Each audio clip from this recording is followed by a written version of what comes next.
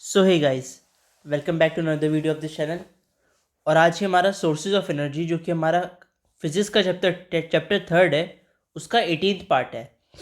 तो कल जो हम पढ़ रहे थे that was energy from the sea, और उसके हमने दो पार्ट्स डिस्कस कर लिए थे, that was tidal energy and wave energy. आज जो हमें स्टार्ट करना है, we have to start from the third type of wave energy from the sea, that is ocean thermal energy.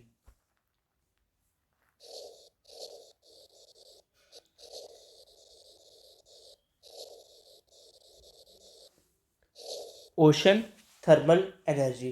पहले ये जो वर्ड है इसे ब्रेक करते हैं हम तीन पार्ट्स में। पहला पार्ट है ओशन। क्या होता है ओशन? एक बहुत लार्ज एरिया ऑफ सी को कहेंगे ocean. Thermal, thermal is related to heat. हमें पता है जब हम थर्मल की बात करते हैं तो वो हीट से रिलेटेड हम एकदम करते हैं। थर्म मीन्स हीट, और एनर्जी जो कि जनरेट होने वाली है। तो इन तीनों के बारे में जो कलेक्टिवली एक एनर्जी होती है that is ocean thermal energy, या फिर आप इसे कह सकते हो ओ टी ई। ये ऐसे भी पूछी जाती है, what is O T E, और describe how can we harness it. तो ऐसा आ सकता है। अब ओशन थर्मल एनर्जी की अगर हम बात करें तो जो ओशन होता है हमारा, उसका सरफेस पे जो वाटर होता है, अब ओशन एक क्योंकि एक ओपन बॉडी है, ओपन वाटर बॉडी, तो उस पर जब सन की हीट पड़ेगी तो डायरेक्टली ओशन पे पड़ेगी। उसके ऊपर कोई जैसे कोई लैंड का पीस नहीं है, तो जब वो डायरेक्टली ओशन पे सन की हीट पड़ेगी, सन की रेस पड़ेंगी, तो जो सरफेस वाटर है उसका वो गर्म होना शुरू हो जाएगा।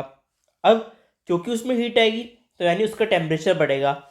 तो जो सरफेस वाटर है इसका टेम्परेचर इज हायर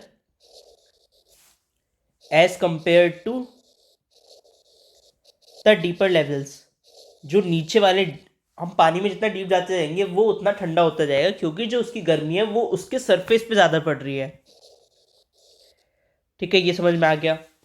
अब जो एनर्जी है वो हमें मिलती है due to the difference in temperature of water. ठीक है, जो टेम्परेचर डिफरेंस हुआ सरफेस वाटर का और जो वाटर डीपर लेवल्स पे आपका मौजूद है, उनके बीच में जो टेम्परेचर का डिफरेंस है that is called the ocean thermal energy. जिस उससे जो एनर्जी निकलती है that is known as ocean thermal energy. अब लेकिन इसे हम ऐसे यूज़ नहीं कर सकते। ओशन थर्मल एनर्जी को यूज़ करने के लिए we have to first convert it into usable form. ठीक है, conversion into usable form of energy like electricity. अब ये कैसे कर सकते हैं कि कन्वर्ट करें ओशन थर्मल एनर्जी को ऐसी यूजेबल फॉर्म में जैसे इलेक्ट्रिसिटी, और जिससे फिर हम उसे आगे यूज़ कर पाए। तो जो डिवाइस यूज़ करते हैं हम to harness ocean thermal energy are called O T E C power plants, या फिर फुल फॉर्म में ओशन थर्मल एनर्जी। और ये जो सी एक नया वर्ड आया that is conversion, ocean thermal energy conversion power plants. ये डिवाइसेस का कलेक्टिवली एक नेम है जो कि हम यूज़ करते हैं to harness O T E.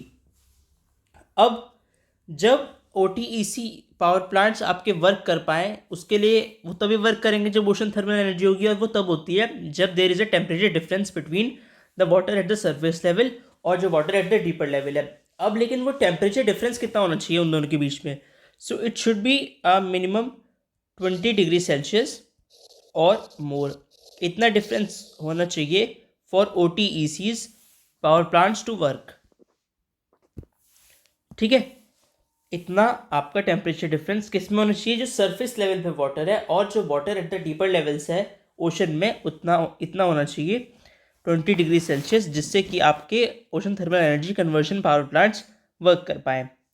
अब अगर आप ocean thermal energy power plant की बात करो तो जो वार्म सरफेस वाटर होता है वो तो यूज़ किया जाता है to boil liquid like NH3 और CFC। जो हाई प्रेशर होता है वेपर्स का, लिक्विड का, क्योंकि बना है जब बॉयल हुए हैं, तो that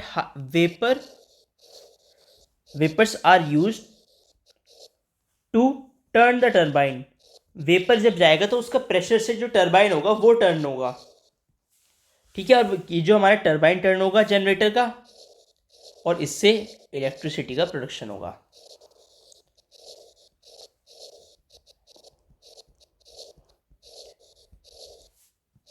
प्रोड्यूस्ड, ठीक है। अब इलेक्ट्रिसिटी हमारी प्रोड्यूस हो गई, तो इसमें हमारा हॉट वाटर का भी यूज़ आ गया। अब जो कोल्ड वाटर है फ्रॉम द डीपर ओशन, उससे हम पंप करते हैं।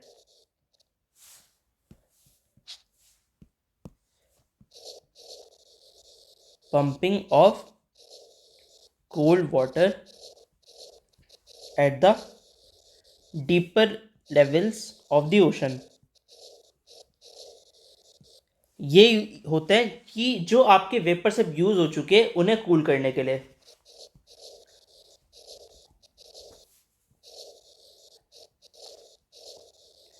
And convert them again into liquid, जिससे वो प्रोसेस आपकी दोबारा रिपीट होती जाए।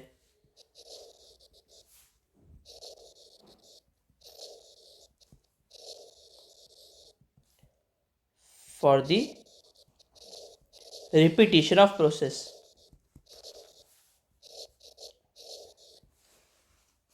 ठीक है। तो इतना क्लियर होगा आपको। अब ये जो ओशन थर्मल एनर्जी के बारे में बात कर रहे हैं, उसका एक डिसएडवांटेज, वो एडवांटेज होता है सॉरी, और वो बहुत एक हाई एडवांटेज है कि उसे एक अपर हैंड देता है बाकी एनर्जीज़ के, जो कि हमने सी एनर्जीज़ पढ़ी उसकी कंपैरिजन में। तो इसका ये फ़ायदा है कि ओशन थर्मल एनर्जी ऐसी है कि that it can be use 24 hours a day through out the year. अब टाइड में होता है दिन में 2 ही बार टाइड आएगा, और वेव एनर्जी होती है कि उसमें एक वेव सर्टेन अमाउंट पे आनी चाहिए और फास्ट सी वेव्स होनी चाहिए। इसमें ऐसा नहीं है। इसमें जब आपका एडवांटेज के बारे में अगर हम बात कर रहे हैं इसकी, तो ये थ्रू आउट द ईयर रहेगा आपका, क्योंकि ओशन तो थ्रू आउट द ईयर रहेगा, उसमें सरफेस और डीपर लेवल में डिफरेंस जनरली होगा ही होगा, ठीक है। तो हम इसे through out the year use कर सकते हैं। दूसरा इसका एडवांटेज है कि it is a renewable source of energy,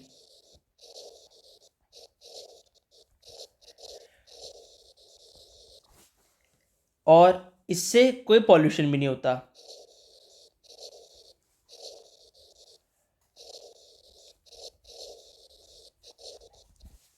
ठीक है। अब जो वेव एनर्जी और ओशन थर्मल एनर्जी है, ये एक ऐसी फॉर्म में है कि सोलर एनर्जी उसमें यूज़ हो रही है, ठीक है। सोलर एनर्जी का उसमें यूज़ होता है दो हमारी एनर्जी, वो सी एनर्जीज की फॉर्म्स में, दैट इज़ वेव एनर्जी और ओशन थर्मल एनर्जी।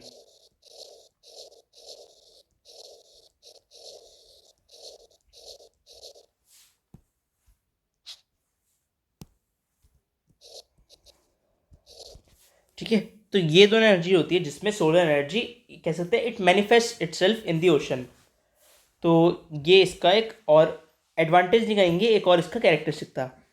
एक और इसका पॉइंट होता है कि जो हमारा एनर्जी पोटेंशियल है सी से, वो बहुत बड़ा है। अब क्योंकि हमारे तीनों एनर्जीज ख़त्म हो गई, ओशन थर्मल एनर्जी भी, कल हमने बात की थी वेव एनर्जी और टाइडल एनर्जी के बारे में भी, तो एक कलेक्टिव बात करनी है कि जो एनर्जी हमें सी से मिल रही है, the energy that we get from sea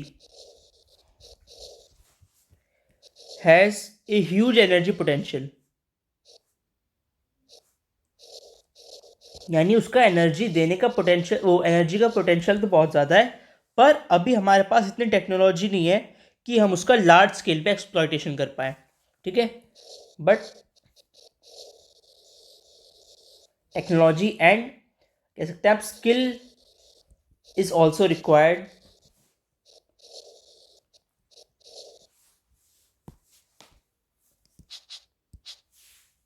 skill are also required for its usage at the large scale,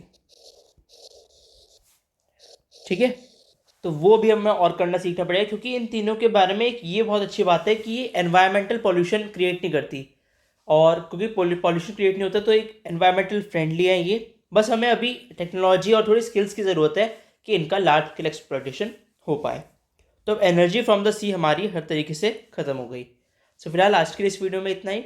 thanks for watching this video. अगर आपका कोई भी सजेशन है so please comment down below. Subscribe the channel, stay tuned for later updates. Thank you.